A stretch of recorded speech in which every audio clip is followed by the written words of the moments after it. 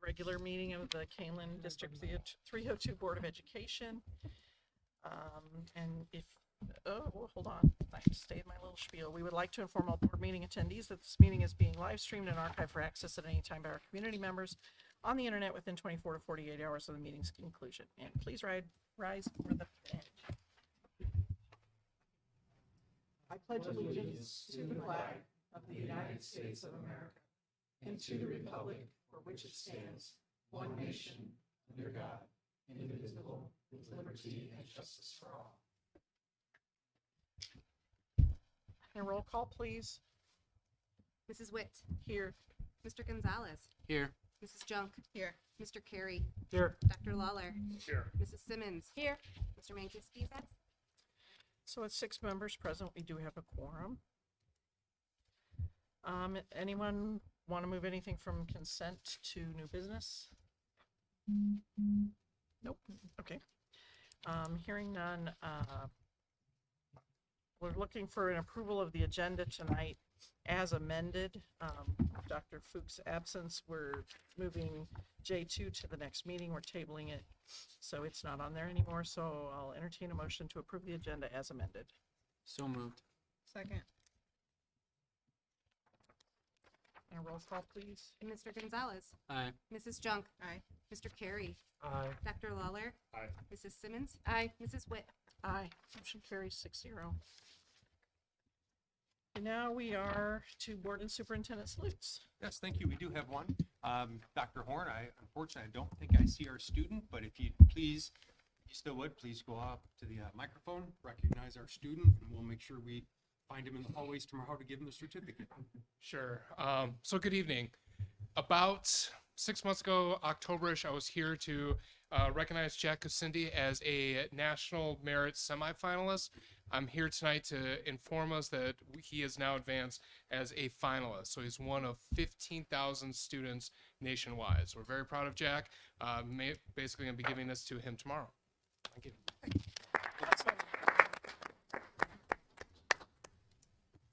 Thank you, Dr. Horn. And that was all we had for our salutes tonight. Okay. All right. Tonight's consent agenda contains the following action items: the approval of accounts payable and payroll from February 2023, the approval of minutes of the February 13th, 2023 regular meeting, the approval of personnel, the approval of Harder Middle School course book, the approval of bids for the Kaneland High School tennis court repairs, and the following informational items: the student suspension data report, the Freedom of Information Act or FOIA report, and field trip notifications. I'll entertain a motion to approve the consent agenda as presented. So moved. A roll call, please. Mr. Carey. Aye. Dr. Lawler. Aye. Mrs. Simmons. Aye. Mrs. Witt. Aye. Mr. Gonzalez. Aye. Mrs. Junk. Aye. Motion carries 6-0. First opportunity for public comments. Is anyone signed up? Is anyone interested in making a public comment at this first opportunity? Hearing none, we'll go ahead and skip that. We'll move to new business. J1 is the Ignite presentation with updates for 2023-24. Yes, thank you. Mrs. Garland, if you wouldn't mind getting in presentation position. As you recall, this school year, this is our second or a third update as we are transitioning to the opening of Ignite in the fall, Ignite Academy in the fall.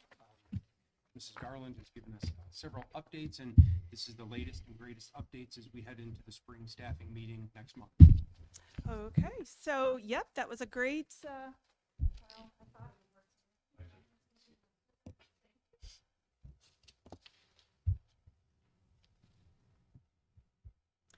Okay, so as similar to past presentations, we're trying to frame this in 2 separate ways.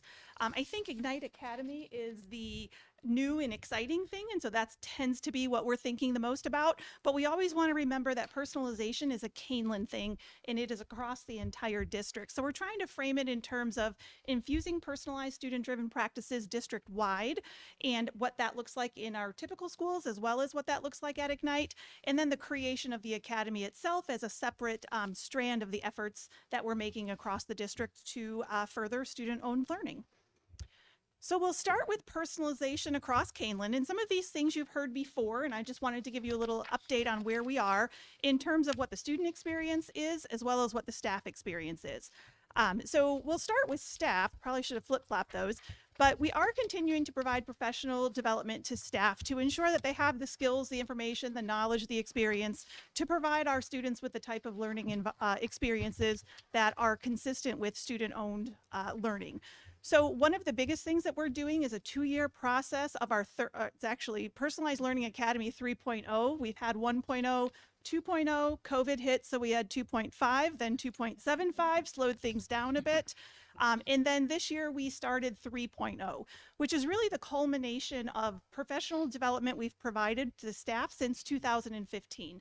So this next 2 years is now, here are all of the tenets of personalized learning that we've introduced through various learning opportunities for staff. And now over the next 2 years, it's let's give you some time to reflect and document evidence of what these tenets look like in practice across all classrooms, across all grade spans. And so for the next 2 years, that's what teachers are working on. Not necessarily learning a new strategy to personalize for students, but implementing the strategies that we've spent the past several years learning. In addition to that, we still are sending our teachers out onto site visits, attending conferences.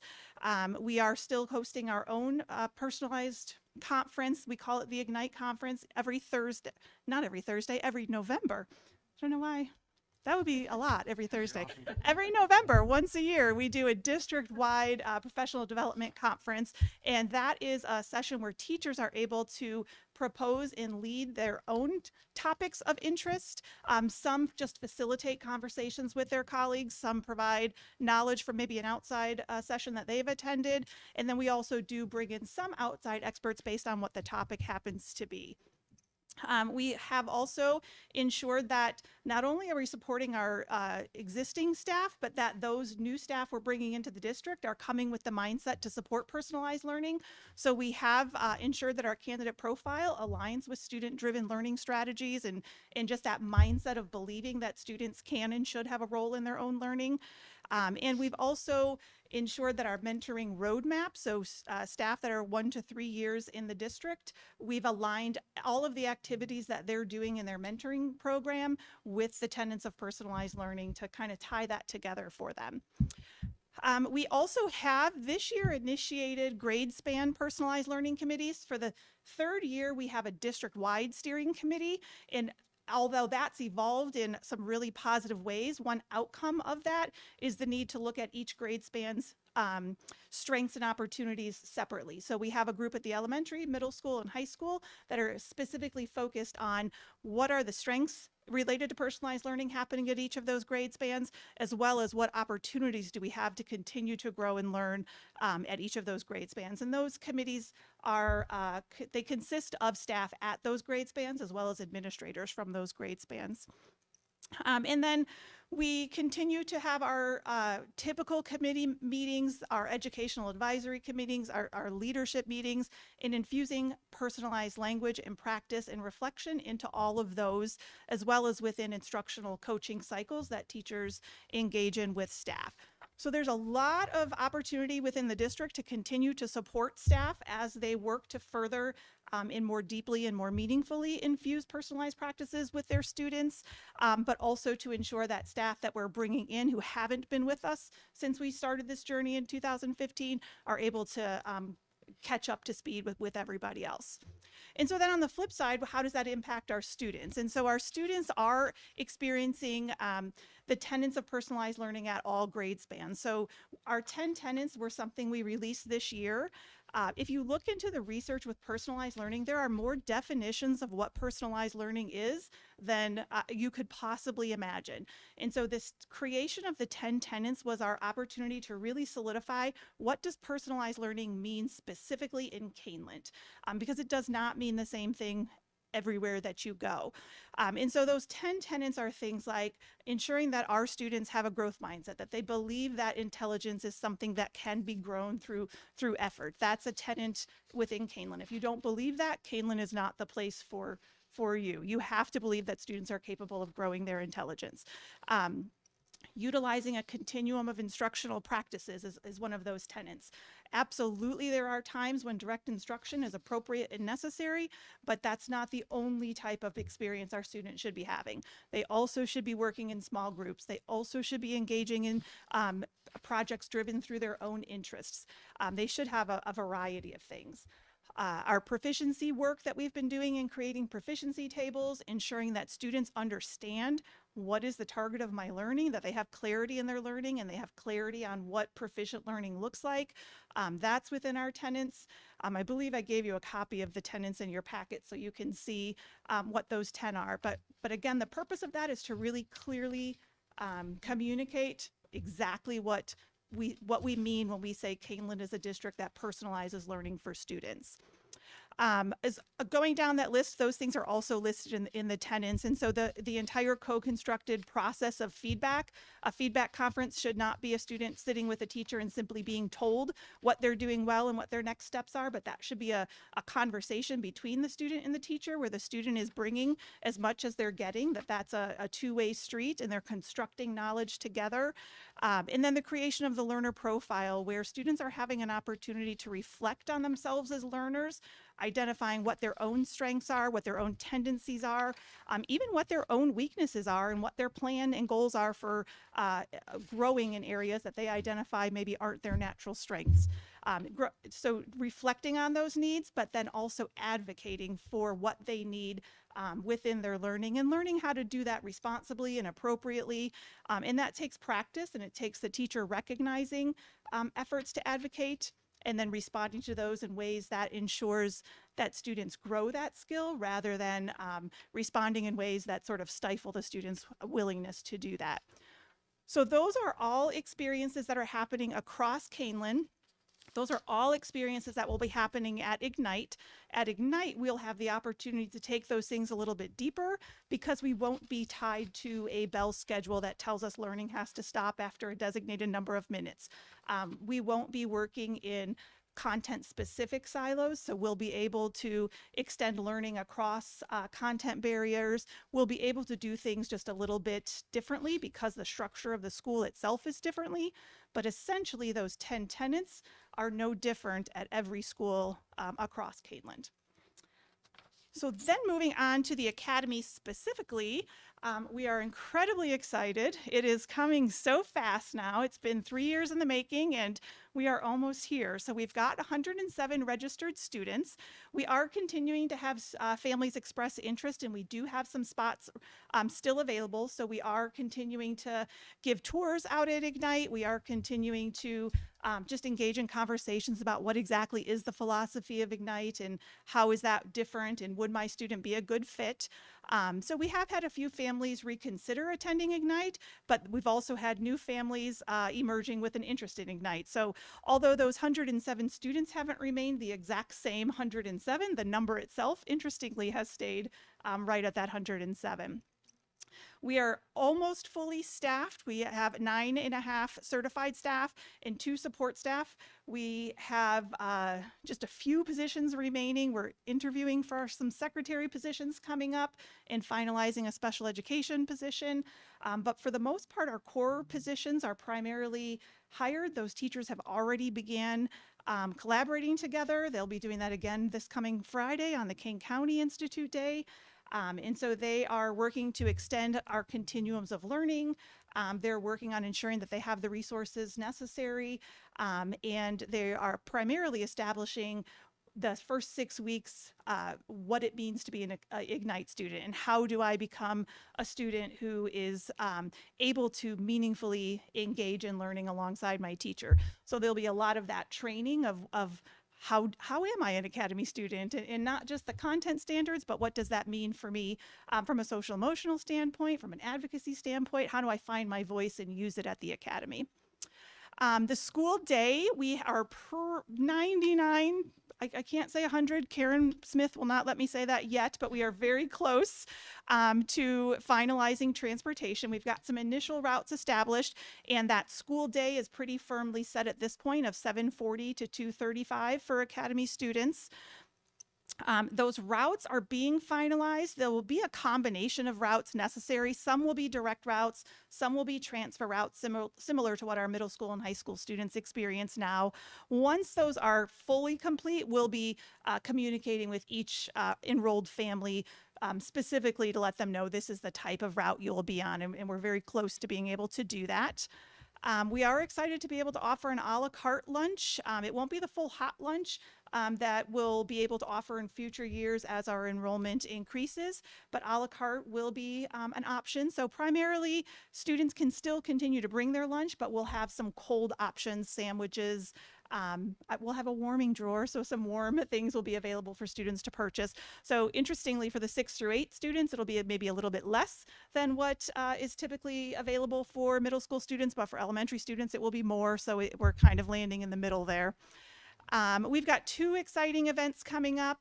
March 21st, we are holding an in-district field trip for all registered students to have them come out and spend a few hours at Ignite with the Ignite staff. We're finalizing plans for what that day is going to look like this coming Friday, and we're excited to bring them out. Primarily, students want to know, who are my classmates going to be? They want to meet their teachers. They want to see their learning spaces. So we're excited to be able to offer that. And then families have that same question of, I want to start to meet the people that will be my people at school. So we're going to be hosting a family open house on April 5th. Anybody is welcome to come, but we'll primarily be inviting the enrolled families. And that is from 6 to 7:30. But knowing that we do have some additional spots still available, anybody is welcome to attend that open house if they are interested in learning more about Ignite. And then finally our timeline. And so this spring, we are super busy getting ready and hosting those events for families, completing the hiring process for the staff and making the transitions and identifying sort of the ripple impact as we move people around. Finalizing those transportations and lunch logistics is high on the list. And then continuing to, like I said, manage that enrollment in providing tours and information and continuing to get the word out about this exciting opportunity. Over the summer, we will continue to finalize the setup of the learning spaces. We've got that pretty much just about done. There's a few storage rooms we're still digging through and seeing what gems we can find from when the building was previously utilized as a school. Some very cool stuff we have found so far. I think my favorite was a roster from, I think it was the 1980s. We found a student roster. So some very cool relics have been unearthed. And then we're going to continue to provide professional development opportunities for the Ignite staff to ensure that they feel 100% confident in going into the upcoming school year, educating students in a way that they have not had the opportunity to do in the past. So that is exciting. And then come fall, we will welcome that first class of Academy students. And then we'll certainly be back before the board to share with you early in the year how that initial opening went. And hopefully we'll have some data by the time we come before you to indicate the type of learning that's happening and the proficiency levels that our students are demonstrating. So that is the plan. That's all we've been busy with. What questions can I answer for you? Laura, it sounds like, I know logistics has been one of the really big questions. And so it sounds like food is mostly figured out, transportation roughly, but what about other things that are going to impact transportation, like before and after care, after school activities, given all the grades in all the schools? Yeah. That's honestly one of the things that has kept me from enrolling my son next year is I want to see how next year looks. Yeah, given all we've of heard that a lot. Show me a successful year and then Yeah. then I'm in. Yes, which I understand. That's a scary thing to be in on the pilot. So in terms of care, after school care, we've talked with transportation. We sent out a survey to registered families and asked, are you interested in before school or after school care or both? Very, very low numbers. So it's highly unlikely that Sugar Grove Park District will be able to host a program itself out at Meredith, but we would be able to use our transportation system to transport students back and forth, most likely to Blackberry, because I don't believe Stewart, at least this year, had both before and after school care, but it would be one of the Elburn buildings that we would still be able to, our students could participate and we would provide transportation to care. And then same thing with after-school sports and activities. We have buses already that leave the high school and go straight to the middle school. So our ending time is very conducive to allowing our students to get on those transfer buses and head down to Harder if they want to participate in after-school sports activities, clubs. I saw the play was practicing here earlier, any of those types of things. What about psychology services, speech Mhm. language services, things like that? Will we be utilizing current staff, and how will that work? Will students go to them? Will they go to the student? Yeah, so what we've done is identified all of the needs for support services of the enrolled students we currently have. And then Dr. Adkins and Mrs. Eggleston and I have all met together and identified what made the most sense. And so for social work, we do have a 0.5 social work position that we'll have housed specifically at Ignite, and we'll share that full-time social worker with McDole. So probably it will be a schedule of maybe like 2 days, 1 week, 3 days the next week.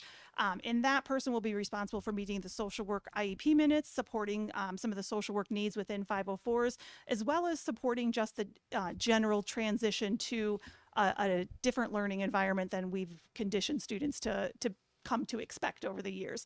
So we will have that specifically designated for Ignite. In terms of speech services, psychology services, OTPT, the needs are very, very low at this point in terms of students who have those types of services in their plans. And so Mrs. Eggleston is currently figuring out that puzzle, which most likely will be probably utilizing, we've talked about everything from utilizing sources that exist within our district to potential contract work. It's going to depend on all of the other needs across the district. Ours are very minimal. So for everything other than social work, we will not have necessarily our own person designated full-time at the building, but we will meet those needs through bringing people in. Okay. And what's the time frame for knowing how you're?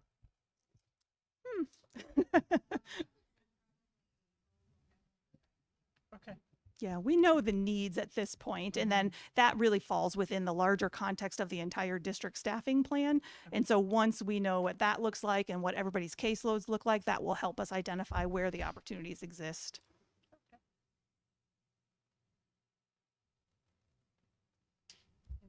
Anything else?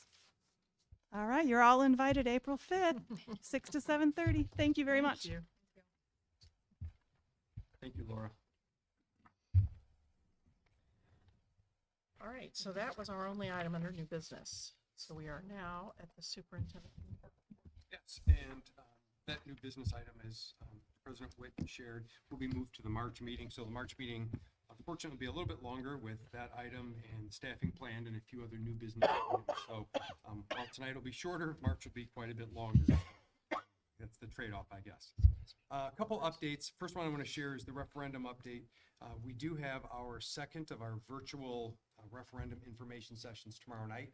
We had our first one last Tuesday, and we had about 45 virtual attendees and went through that process and answered questions. There were 4 or 5 questions at the end.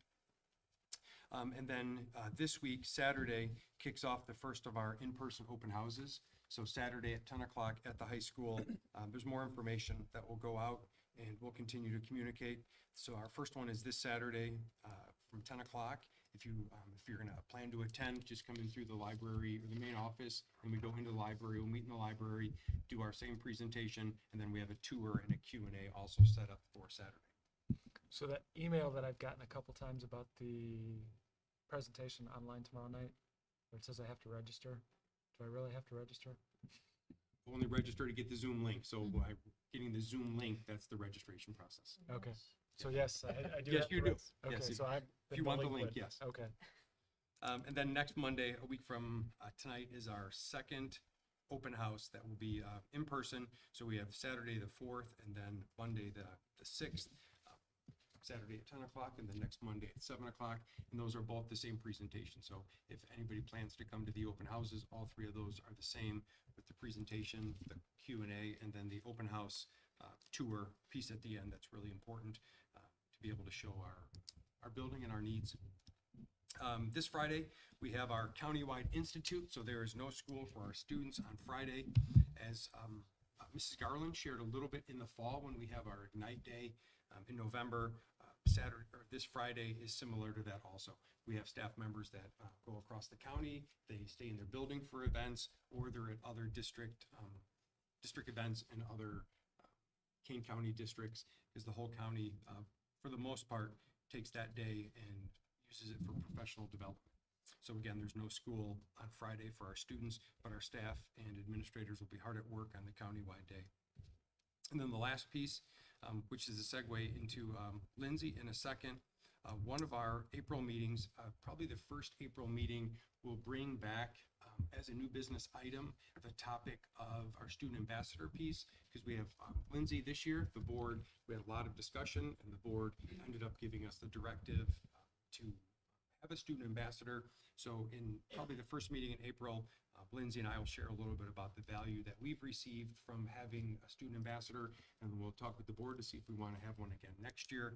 And then if so, I will then follow, Dr. Horn and I will follow the same process, going to the high school, talking with student council, talking with students that might be interested, and go through the same application process that Lindsay did. So that will be an upcoming agenda item, probably for the, like I said, the first meeting in April. That was all. Those were the three main highlights that I had, or reports that I had for tonight. Okay. Board members, anything? Lindsay?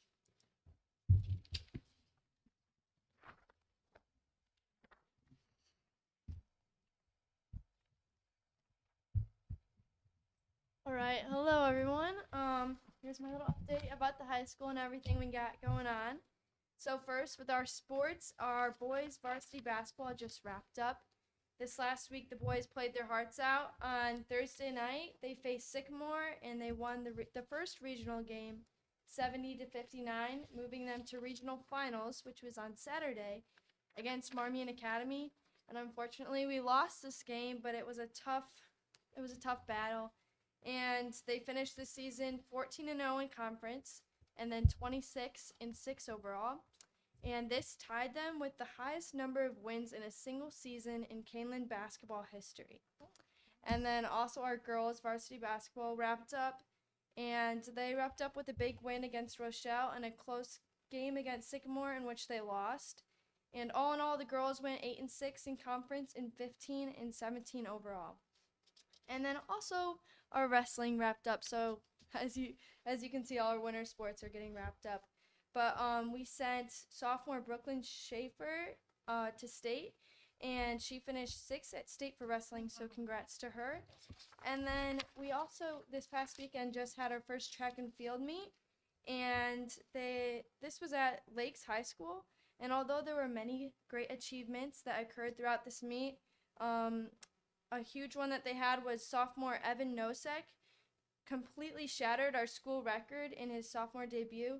He ran a 9-minute, 26-second 3200, and that currently puts him at number 2 in Class 2A, number 7 in Illinois, and then the number 1 sophomore in Illinois. Wow.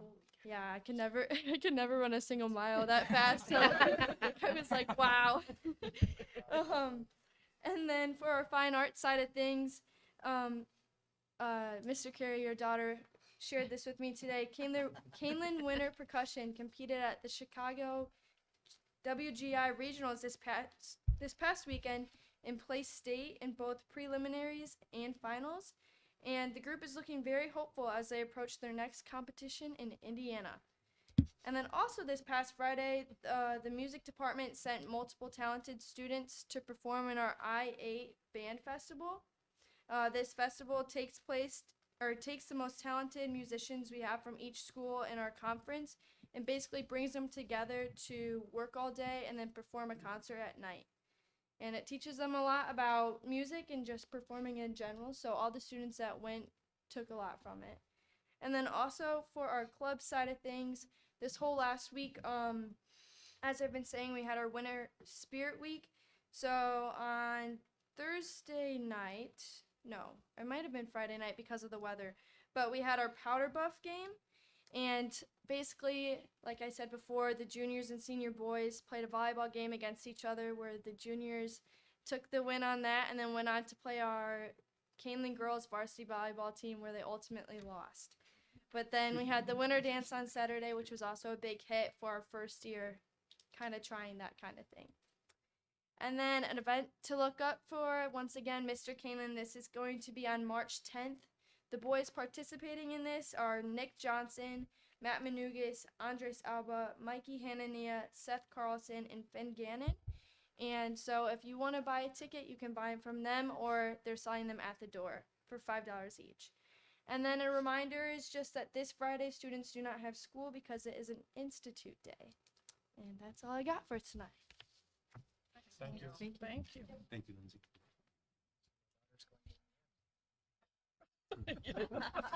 News to you, huh? Didn't know that. Well, Right, so that's the end of the superintendent and board report. Move on to topics for future agendas. Anybody? At this point, no. Public comment. Nothing signed up. Does anybody want to speak in public comment? No? Okay. might be a record. We do have a closed session tonight to discuss, under the Open Meetings Act, Section 2C9, student disciplinary cases, and employment concerns under 2C1. We do not expect to have any action following the session, so after we vote to go into closed session, the recording of tonight's meeting will be concluded. So at this time, I'll entertain a motion to go into executive session. So moved. Second. And a roll call, please. Mrs. Simmons. Aye. Mrs. Witt. Aye. Mr. Gonzalez. Aye. Mrs. Junk. Aye. Mr. Carey.